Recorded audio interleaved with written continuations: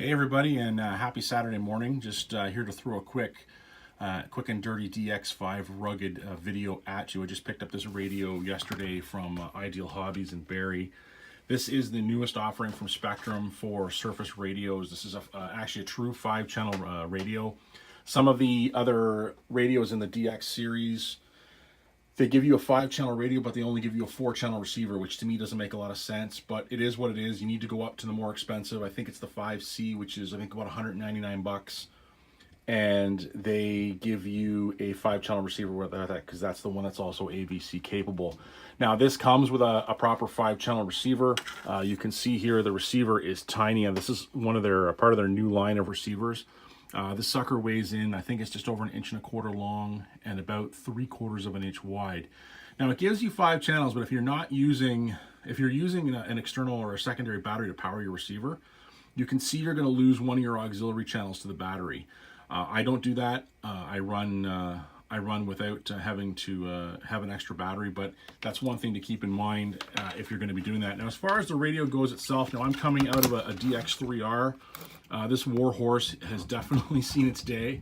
I think I had this. I was trying to think of when I bought it. I figure it's probably about 10 years old. You can see there's definitely some similarities in how the radio is set up. It's definitely a hair bigger now. The DX3R I found it's got a very contoured grip, very comfortable grip. This is more of a straight grip. I have really big hands, so it's comfortable for me to hold. I can easily get full range of motion on the trigger.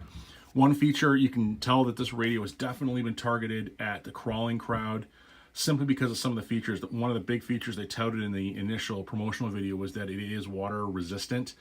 They had a video where they had it in the mud and it was all wet. That's definitely a feature that I like simply because of the fact a lot of the times when you're out crawling or even racing and it starts to rain, people are running for their tents or they're running to try and find a plastic bag to put over their radio to keep the water from getting at it. You can see this little tab here on the side of the radio is for one-handed steering. Now, this is a good feature because if you are trying to shoot video while you're crawling, the one thing I did have sort of just playing around with it, getting full range on the trigger while you're trying to steer with one hand is a little difficult. Now, you can get full range both left and right on the wheel with this tab, so it is going to be nice for people who like to shoot videos out on the trail.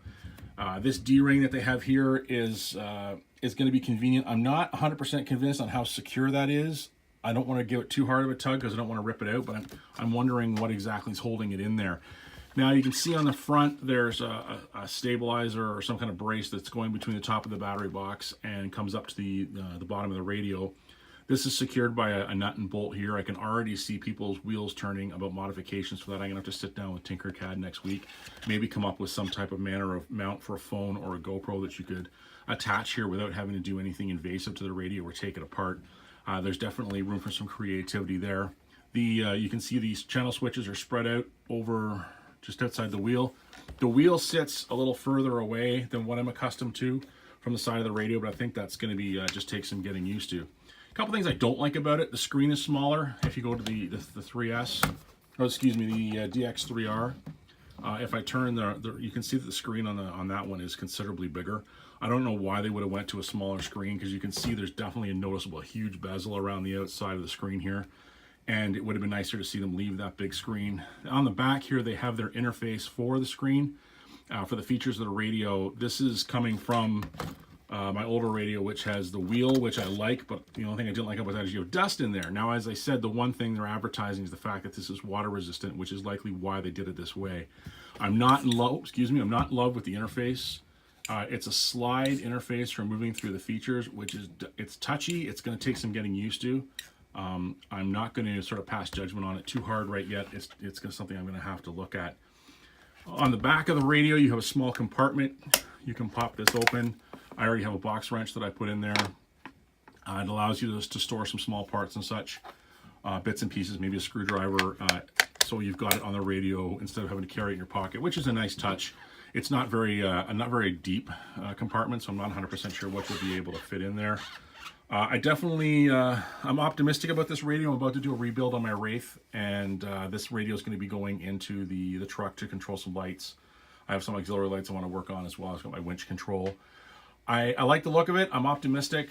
And the price point, I got it from Ideal Hobby in Barrie for $269. I've heard people talk of it being a little bit cheaper down in the city. I called around to a couple of stores, and most of the range I found was between $260 and $270. So that's pretty much where your price point's going to be. I did have one shop that was closer to $280, but I think if you just call around to your local shops, you should be able to find a price that is to your liking. I think it might be a hair overpriced. I would definitely like to have seen a price point closer to $239, $249.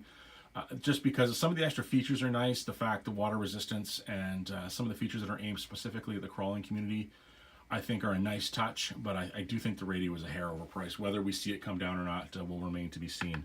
But that's it. That's my review on the DX5 Rugged. We'll hopefully get this wired into the truck before long, and hopefully get a better feel for how this is going to perform outdoors. Have a great weekend.